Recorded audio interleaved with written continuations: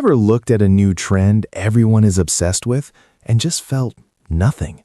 That viral dance, that must-have gadget, that specific aesthetic everyone is suddenly adopting. While the world buzzes with excitement, you feel a quiet disconnect. You're not weird for feeling this way. In fact, it's a sign of something deep happening within you. This isn't about being against things just to be different.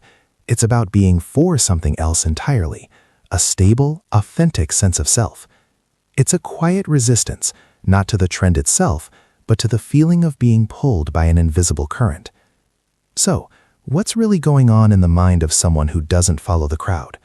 First, there's a powerful need for autonomy. For some people, the freedom to choose is more satisfying than the choice itself. When a trend emerges, the decision is almost made for you by popular opinion.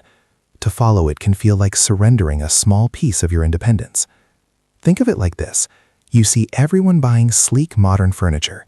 Instead, you find yourself drawn to a worn wooden desk at a secondhand shop. The desk isn't objectively better, but the choice to find it, to see its value, was entirely yours. That act of self-direction feels more meaningful than owning what everyone else has. Second, it's about a focus on intrinsic value.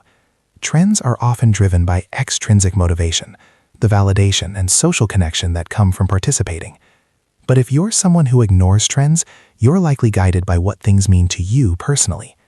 A new hit song might be playing everywhere, and you can appreciate it, but you return to an old album from years ago. Why? Because that music is tied to a memory, a feeling, a part of your story.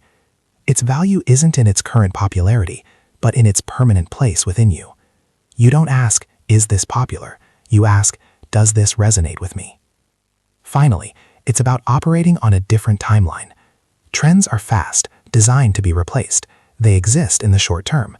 But a person who isn't swayed by them often values permanence and longevity. They build their identity not with fleeting objects, but with lasting principles and passions. Consider a favorite coat you've worn for 10 years.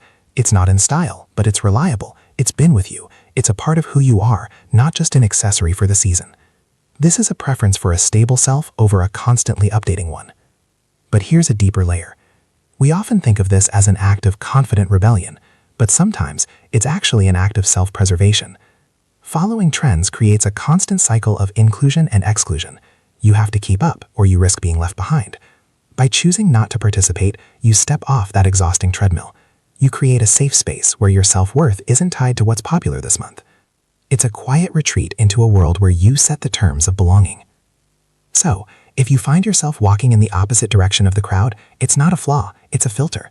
It's your mind's way of protecting your energy for the things that genuinely align with your core. It isn't about rejecting the world, but about carefully curating your own.